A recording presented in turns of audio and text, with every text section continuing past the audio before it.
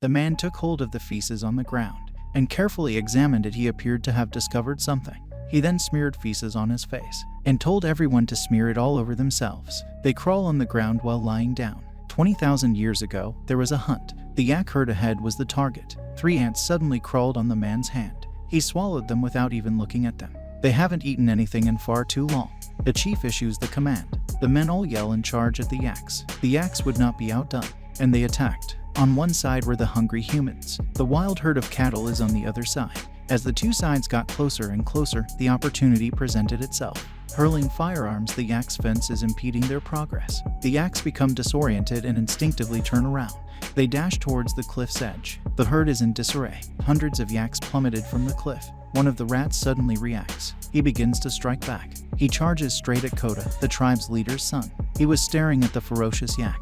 He was tipped over by the head due to his lack of hunting experience. Koda's eyes were wide with terror. The yak attacked once more. Koda was dangling by its horns. Koda was rushing towards the cliff while clinging to the bull's horns. The father's desperate attempt to save his son, he thrusts his spear into the air. Instead of coming to a halt, the enraged yak, instead, it kept going faster and faster. The yaks approached the cliff's edge and threw Koda off with one head. By the time the clan arrived at the cliff's edge, it was already too late. Koda is clinging to the ledge with one hand. He could have collapsed at any time. His father yelled at him, telling him not to let go. But then the rock he was holding snapped. Koda decided to make a last-ditch effort. I'm not sure how long it took. He miraculously survived once more, but his foot wound grew worse. He crawled to a pool, thirsty. He drank some muddy water that was 20,000 years old. He then removed his shoes. His swollen foot resembled a pig's foot. He discovered some stones. He positioned his foot in the center. He broke it with great force and great pain. The bone was realigned. He fashioned a fixed brace. He could finally walk now. He dragged his exhausted body up the hill. There was no one there when he arrived. He only saw the tombstone left for him by his father. He was desperate at the time. How could he possibly return home without his father? Some wolves howled not far away at the time. He was instantly paralyzed by fear. In a panic, he began to flee. The wolves were closing in on him. The tree became his lifeline. If he got down on it, he could save his life. His foot was bit by the wolves. In pain, he drew his dagger. The gray wolf was stabbed by him. For the time being, the crisis was over. The wolves spent the entire night under the tree. They didn't leave until dawn. Only the injured gray wolf remained. Koda fashioned his spear from a dagger. He was determined to finish the gray wolf. However, when he heard the gray wolf's cries for help, Koda's heart began to soften. After all, he was a man who would not even kill a wild boar. How could he do this to a helpless gray wolf? Koda decided to save the dying gray wolf after seeing it. The dying wolf lay on the ground. The boy attempted to save it. The wolf's fangs were exposed. The boy was terrified and froze for a brief moment. He grabbed a rope and wrapped it around the wolf's mouth. He couldn't show his teeth anymore. The wolf was picked up by the boy. Not far away, some hyenas pounced on them. Koda dashed away, holding Alpha in his arms. He hid in a cave. He finally got some shut-eye. He went out the next day and picked some herbs and placed it on his hurt foot. He'd just taken a sip of water to refuel his batteries. The Alpha, however, cried out. Koda looked around to see what was going on. The Alpha had removed the rope from his mouth. He discovered Koda was terrified. He made an attempt to pass the water. The wary Alpha gave him a grimace. Koda has once again frozen in terror. He kept saying soothing things. The Alpha appeared to understand what he was saying. He gradually lost his dislike for Koda. He started drinking from the bowl of water. Koda discovered some worms. He attended to Alpha's wounds. The wolf had improved dramatically. It didn't resemble your pet dog. The next day, Koda discovered a rabbit. In order to live, he finally succeeded. Koda went back to the cave. Getting ready to drill wood for the fire, however, the Alpha began to get excited. He attempted to steal the rabbit's meat. Koda slapped him across the face with his hand. He takes a bite of raw meat, and he declares who is in charge. It appeared that the Alpha had been through a lot. He lay on his back, not daring to move. Koda took the heat. He ate a delicious roasted rabbit at night. The Alpha drooled as he watched. Koda hurled bones at him. Alpha devoured it with gusto. He had forgotten he was a wolf. Koda and Alpha had recovered from their injuries after a period of recuperation. He needed to get back to the tribe before the snow fell. He said his goodbyes to Alpha before departing, but Alpha was still lying there, refusing to leave. Koda began his journey home. He hadn't gone very far. He discovered the Alpha trailing him. Regardless of how hard he tried to keep him at bay, Alpha refused to leave. Koda chased him away with a wooden stick. The Alpha inserted the stick into his mouth. He timidly followed. So one man and one wolf set out on their journey home. In the presence of Alpha, the hunting was far less difficult. Every night, he could eat delicious roast meat. The wolf and the man's friendship grew stronger. As the campfire dies out at night, Alpha will approach him more closely. Koda's body was used to keep him warm. The setting appears to be intimate. When he wakes up in the morning, Alpha will continue to lick him, but he stinks so bad. Koda drove him to a nearby river to bathe.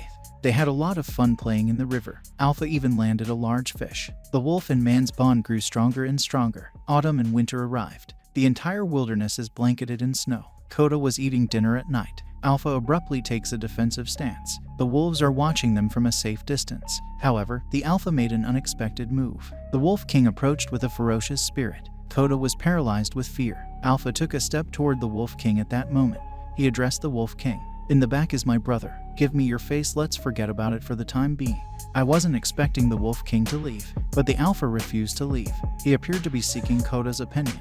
Koda was certain in his heart Alpha was not his property. Despite Alpha's reluctance to leave, he ultimately chose to leave. Koda set out on his own journey home. Koda was lonely without Alpha's company. He continued on his way back home. Perhaps it was fate. Koda spotted the Alpha not far away while passing through a sheet of ice. He dashed towards it, ecstatic. The danger was approaching him, unbeknownst to him. The ice shattered all of a sudden. He fell into the river's cold, icy water. He was swept away by the undercurrent. He couldn't find his way back up. His life was on the line. That's when the Alpha showed up. He was up there looking for Koda. Then it took a leap. He attempted to break the ice. However, his weight was insufficient. Koda pulls out the dagger in his arms just in time. He finally broke through the ice with several blows. Alpha lunged at his sleeve. Koda was able to flee the danger. It was a few degrees below zero outside. He shivered from the cold. The Alpha continued to lick his cheek. Koda stripped down to his underwear, which were already frozen. To keep the Alpha warm, he held him with his back to the fire. He still had a bad cold, though. The Alpha did not leave this time. He decided to accompany Koda home.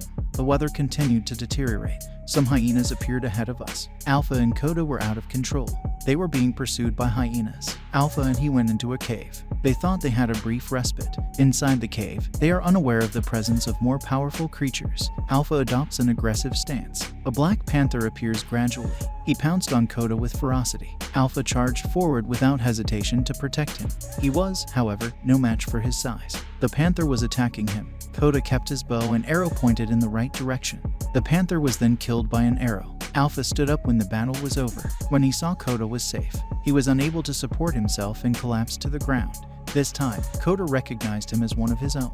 He vowed that he would return him to his tribe no matter what. They proceeded. Koda discovered the stones that the tribe had piled up. He pried the snow away and discovered the markings. This indicated that he was not far from home. The blizzard was intensifying. Alpha was critically injured. Every step he took was difficult. His body had reached its breaking point. Alpha collapsed to the ground before he could get very far. Looking over at his comrade who was fighting alongside him, he just couldn't do it this time. He was picked up by Koda. In life or death, he would never abandon him. I'm not sure how many days and nights he'd walked. Koda's incredible willpower carried him through many snowy mountains. He finally noticed the tribe. However, Alpha's birth and death were unknown. He was exhausted when he returned home. Even his father was taken aback. Koda indicated Alpha with his finger. He begged his father to save Alpha at any cost. When he awoke once more, the first thing he did was go in search of Alpha. Alpha was still perishing. Alpha gave birth to a litter of wolf pups with the witch's assistance. It turns out that on the way home, Alpha was always pregnant. The clan felt moved. Alpha quickly recovered. The wolf pups grew into adults. They were accepted into the tribe. Wolves accompanied everyone in the tribe for the next few days. After a very long time, their offspring evolved into a different species. They were known as wolf dogs. A man and animal healing film. Although the story is brief, it vividly depicts the bond between humans and animals. If you have a pet as well, please ensure that it is well cared for.